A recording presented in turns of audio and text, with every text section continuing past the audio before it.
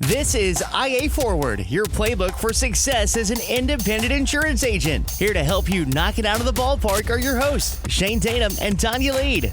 Welcome to IA Forward, and softball season is in full swing for you. It is. We're down to the wire in the conference ending series, and it's an exciting time. I actually texted my daughter and said, these next 4 games are the reason that you wanted to play in the Big 12. I mean, it's exciting. It's like you can either finish last or fourth, and you can either stay home or get a regional bid. I mean, it's the whole season. It always just comes down to this last thing of, unless of course you're OU softball, you've barely been really challenged all year and you're just waiting on the College World Series to show up. Speaking of Oklahoma, y'all played there this weekend, and how was that experience? We had a lot of fun. It's an incredible venue. It's an incredible place to play, and as a former Oklahoma State Cowboy married to a Texas A&M Aggie, OU is not a friendly place for us. It's just not a place that we feel comfortable in for so many reasons. And then you throw on top of that, they're the number 1 ranked softball program in the country and have been, and are 2-time defending national champions. And it's a little intimidating all the way around, but it's just an incredible historic venue of a place to play. And they have some security policies that I got familiar with. I forgot my jacket. And in Oklahoma, when the wind blows, certain times of the year, it gets really, really chilly. I made the mistake of leaving my jacket in the car. And so I had to go get my jacket, and I was going to go do this very easily. It's just right out in the parking lot. Turns out that they have a no re-entry policy. After a little bit of conversation with security person number 1, I was directed at security supervisor, who was sort of out of the mold of Paul Blart Mall Cop, and I was selling him on why he needed to make an exception to this no re-entry policy, and he just diffused me through goofiness. I almost started laughing, like it was just this incredible diffusing of me, and I'm like, okay, that's still not going to solve my problem. And turns out there's this young lady over here to my right that just hands me a second ticket and said, here's a second ticket, just rescan yourself when you come back in. And he looks at her and goes, there you go, sir, problem solved. Sometimes we just need to be in the moment and make exceptions and solve problems. As my insurance hat goes on, that's all I can think about is I need to be problem solving. You need to be a problem solver. Yeah, I'm responsible for the problem. I forgot my jacket, but at the same time, I'm a customer and I want a good experience. And you know what I would have loved if they would have done? Sent you over to the merchandising area and told you in your full Kansas regalia that you could go buy a sweatshirt at the Oklahoma merchandising booth. Yes, this would have been a great sarcastic problem-solving message that could have been given to me, because I was in full KU garb at this point. We had a very similar situation happen on our honeymoon when we went to see LSU play the University of Central Florida at the Fiesta Bowl. And my ticket actually got stolen as we were going through the security line by a group of UCF fans that were ahead of us that were extremely inebriated, especially at 11 o'clock in the morning, and thought it was really funny and nobody would help us. And my dear sweet husband started just knocking on random doors, and somebody came out and he explained what happened, and I was rather upset that because, you know, we had flown all the way to Arizona for this game after our extremely disastrous honeymoon. This was our last stop. And the guy was like, just hold on, give me 5 minutes, and came back with an extra ticket and said, y'all just go in. In fact, this is the players' entrance. Why don't y'all just come right on in through here, go sit in your original seats. But yeah, had a very similar thing happen when finding that right person that just will think a little bit differently to help you out is so incredibly rare. And that kind of reminds me of what we do when we have a claim. And most people in the world think insurance is insurance, right? Whether you're an independent agent or you're an exclusive agent or you work with the British Lizard, most people think insurance is insurance. And then something bad happens and they have a claim. The claims experience is our time to shine. And I would say, especially as an independent agency, it's our moment. And it's the time that we have the spotlight on us, and it's the difference maker. We like to talk about being the choice model and talk about being able to do that, to move, to find the best coverage for the best price. But really, it's the advocate side, right? It's the advocacy that we bring to the table when there's a claim, when something's going on, when something's not going right, when there needs to be a problem solved. We get to be those problem solvers. And I don't know that we put enough emphasis on this. Certainly, it's hard to sell this until that moment because nobody ever thinks they're going to have a claim. But the inevitable is going to happen. We're going to have claims. We're going to have stuff happen. I rarely meet someone who's never had some type of claim event in their life. And the older we get, the more reality that we've probably had that happen to us. And as independent agencies, that's when we have to step to the plate. And I don't know that we do a good enough job talking about this or saying what's going to be there when we have that moment happen to us.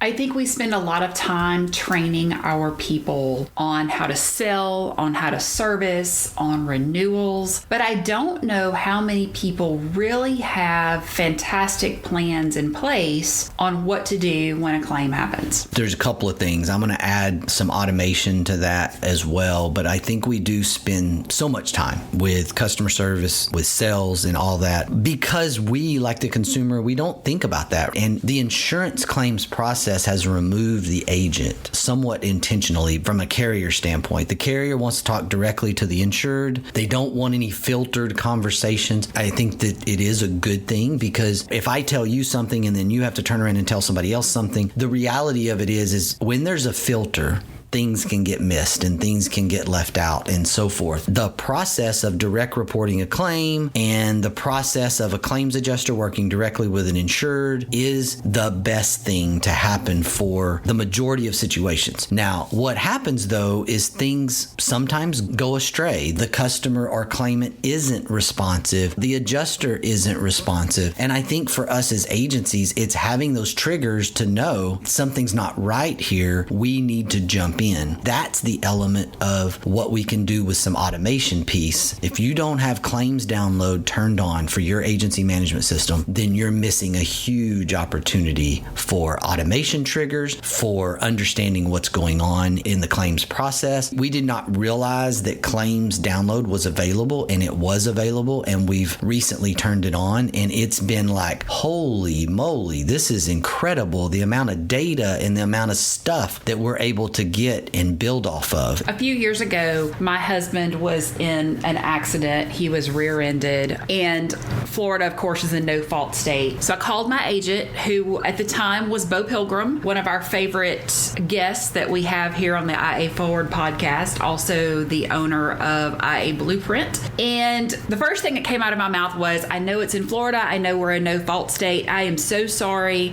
I know this is going to affect your loss ratio. And his response was, stop being an insurance person. Is Daniel okay? Which I was very grateful for him to say that. He's like, tell me what happened. I told him what happened. And one of the challenges that we had is we did not know, because we had never been in an accident in our vehicle before, was after that kind of jar, when you get out, a Cadillac automatically locks all the doors. And so not only did Daniel have his keys in the car, he had his wallet in the car as well. And we could not get into the car to get his wallet out. So this was somewhat of a challenge. And we were trying to talk to the insurance company, and we were talking to the wrecker and all of those things. And Bo's like, let me get off of here. Let me make a phone call. And Bo called the insurance company and then did a 3-way call with the wrecker service, actually told them to break my car window so we could get the stuff out, even though the insurance company was saying we can't do that. And he's like, I don't care. I'm being an advocate for my client. They have got to get their stuff stuff out of the car and we can't let it go to the yard with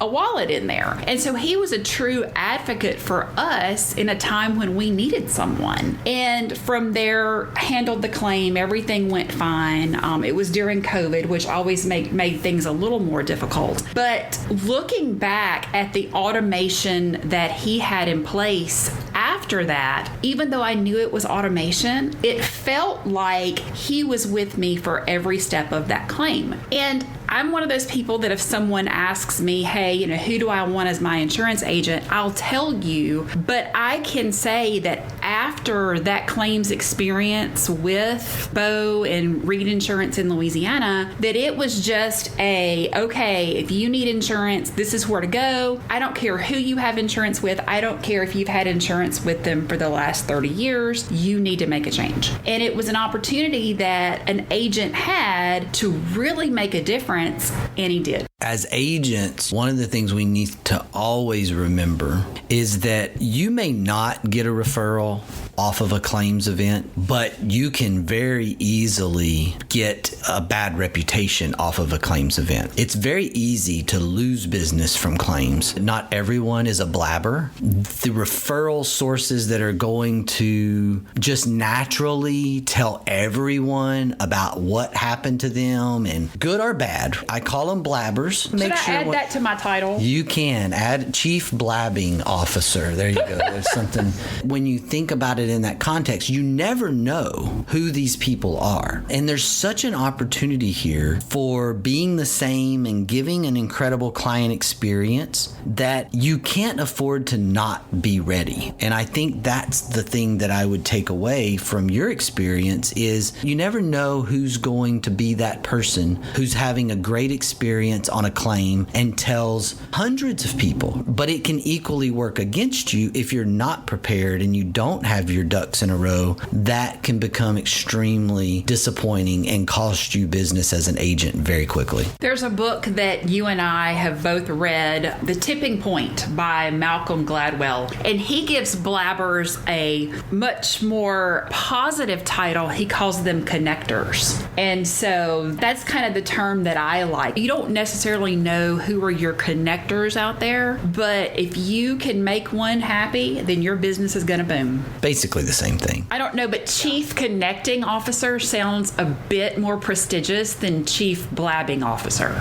Just saying. The first thing I can think of is all of our solopreneurs and small agency owners that are going, Shane, I can't keep up today. How am I supposed to do this? How am I supposed to play advocate for this client? How am I supposed to do this when the carrier takes me out of the claims process, or I'm not really in the loop? I don't have the resources. I don't have the time personally. And what I'm telling you is that there are tools. I understand your plight. I understand what you're dealing with when you are small and even if you're a soloist at this point, I get it. But I am also telling you that there are a lot of tools available to you to make this process feel like you have a handle on it. Even if it's more of triggers for a reactionary basis, there's so many other things that you can do with automation and pieces in your management system, hopefully, that you can make this feel like you are watching it step by step. That's a huge piece to this client experience and actually executing on what you're trying to do, even as a small agency. So let's talk specificity. You know that that's my key word through all of this. What tools do we use to make this happen? Number one, newbie claims download. So this is giving us all the data, gives us all the interactions, when reserves change, when conversations happen. All of these things are coming in. Also, setting up automation triggers at different times to check on, just sending out some messaging that is worded well, that is sensitive to the situation. This would be in addition to any conversations. Not every claim needs a conversation because it might have been direct reported. So things that are direct reported, There might be a trigger set up when the claims come in to actually have a claim notification go out from your agency brand and allow that customer to feel like, okay, they're aware. They don't necessarily need a phone call. Just having that messaging trigger is something that we do, because the reality of it is a very, very small percentage of the claims go off the rails. And I know some customers are going to reach out, like you had a very specific situation that prompted you to make a phone call. However,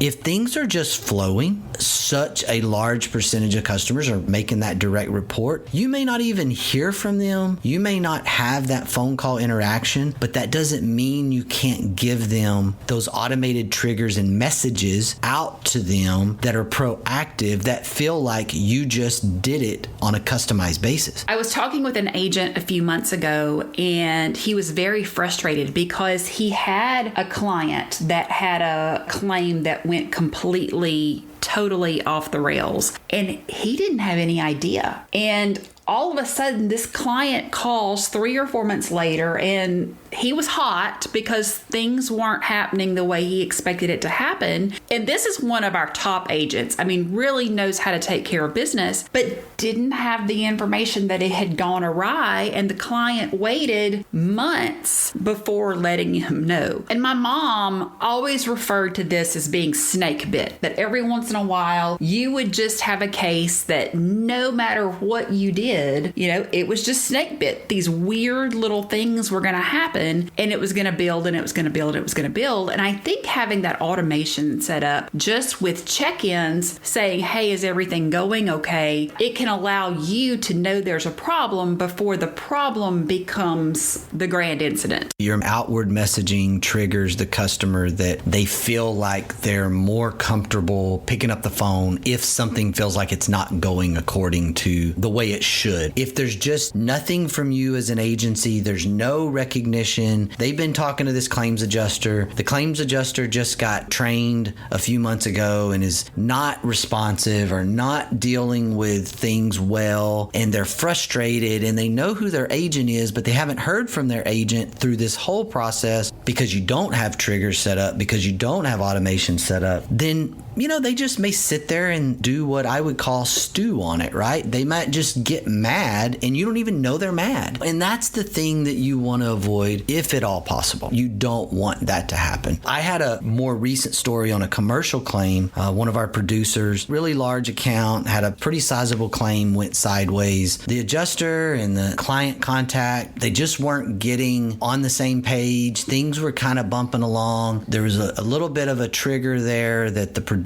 really needed to step in, finally stepped in, played mediator, kind of walked everything through more of a hand-holding process. The claim didn't go well. The company kind of drug their feet. The customer drug their feet. They were equally sort of responsible for the delay of this claim getting solved. However, us as mediator and advocate and being honest, taking this approach of explaining to the client, this is the issue here, and this is why you need to do this, and this is why they need this information, we ended up securing the CEO's personal insurance inside of this horrible claims experience on the business. And it was because he saw us as not the problem. It was the carrier dragging the feet that actually created this problem in the first place. We were not responsible for the problem, but we were able to be the problem solver. Sometimes we have to be the mediator in this process and help both sides come to the table to get something solved. I think most people don't realize that we are not the same entity as the carrier. And I'm just putting it out there. I know that sounds nuts, but if they're coming from the State Farm world, or they're coming from the Allstate world, or they're the same thing. And I think that's one of those places where we as independent agents can really make ourselves shine, because we are not the same entity. We can truly be an advocate, but we have to make sure that people understand that. Yeah, we've been talking about brand and you as the brand, and this is one of those areas where you can set yourself apart, where you can help the customer customer understand that you are in the community, you are local, you are there for them, which can do so much for your brand and your personal brand inside the community and for future sales. We don't naturally think about new business or new opportunities coming out of claim scenarios, especially claim scenarios that don't go well. And what I mean by that, somebody doesn't get paid what they think they should get paid. Somebody doesn't get paid as timely as they think they should get paid. Don't automatically assume that the client's upset with you when they're upset. Lean into it and be a diffuser and be a problem solver, and you just might discover that you are actually going to gain more business by stepping into it than you would by just sort of taking the step back and ignoring it because you're afraid that the complaint and the upsetting nature of this customer is at you. I think being an advocate for your client, even sometimes advising them maybe not to file a claim, is one of those things that I think sometimes agencies miss. Here in Pensacola, we had a huge storm last week. A tornado actually hit in my neighborhood. It touched down about 3 blocks from us. Our area of the neighborhood has been an absolute wreck. And we have acquaintances that are about 2 blocks over that their roof was damaged. Now in Florida, we have the rule that if I think it's 20% of your roof has been damaged, then they have to replace the entire roof. It's either 20 or 25%. Well, this particular couple had their roof fixed right after Hurricane Sally, which was less than 2 years ago. And then there had been a hailstorm 2.5 years before that, where they had their roof totally replaced. And we were having the conversation and they were like, yeah, we need to file a claim to get a new roof. And I started thinking about it. I'm like, haven't you already gotten a new roof like twice in the last 5 years? And they were like, yeah, but there's been a storm and we've got this damage. And it's not a lot of damage, but we've already had 3 roofers that have dropped by and told us there's enough damage up there that they can make a claim and we can get a new roof. And I'm like, okay, stop. You're not going to be able to have insurance in the state of Florida. I don't know what to tell you. I don't have my insurance license and my boss keeps it that way for a reason, to keep me out of insurance speak. However, before you file a claim, please call your agent and have this discussion with them. And it was just one of those things that just because the roofer comes by and tells you to file a claim doesn't necessarily mean that you should. And I think sometimes we miss the boat in advising our clients on things like that. Well, it's that slippery slope area that we know what we should be saying. We know what we want to tell them, but then at the same time, we don't want them to be accusing us of some type of bad faith or they told me not to do this. And my roof, which has to be replaced in the next 3 to 5 years, I've been through 3 hurricanes, multiple East Texas thunderstorms, some straight line winds. There are some slightly visible at a distance things that I can see. I know that there's probably some damage up there. But guess what? My roof 100% protects my house. I have no leaks. I have no issues. There is no problem. The neighborhood door knockers of replace your roof and here's my business card. I know that my roof does not need to be replaced in order for it to be a good risk or in order for it to do its job. And I'm sitting here after almost 20 years going, this is the core problem. And so, yes, I think without my insurance hat on for a second, we are doing things as consumers that are driving the price of insurance up because of what's going on with these roofing situations. Talking to people in the Dallas-Fort Worth area and talking to a friend of mine that has had 3 roofs in 10 years. Well, one of those was legit. The other 2, not so much. And so here we go with the center issue that we face as an industry right now. And I think that as agencies, we have to be more advocate oriented. We have to be more conversational with our customers about, okay, why do you think you need to file this claim? Well, the roofer said so. Okay, well, let's come from the other perspective for a second. Do you have problems? What is the issue? Where did you discover this issue? And so forth. And so I think we just have to kind of follow the money here and understand what our problem might really be and then guide people through the process. So ultimately, what we're encouraging you to do is be a problem solver. I don't think you can go wrong by being a problem solver, right? On either end of this conversation. Being an advocate for your client when you have to step in at the carrier level and help the carrier understand that there's a problem, or just talking to the client in general about really, is this a claim you should file? And being in the position of advisor and risk manager, thinking about long-term big picture. And then this client experience, sort of wrapping it all up with, are you automating? Do you have triggers? Do you have things in place that as you grow to continue to help these clients and your client experience make this not so great event feel better? Because you're missing an opportunity if you're not. I'm going to leave us today with this quote from Mike Singletary. Do you know what my favorite part of the game is? The opportunity to play. Attitude's a choice. Make a great one. Bye, y'all. Ready to get the ball rolling with your independent agency? Learn more at IntegraAgent.com. That's IntegraAgent.com. Thank you for joining us on IA Forward. Make sure you never miss a show by clicking the subscribe button now, or learn more at IAForward.com.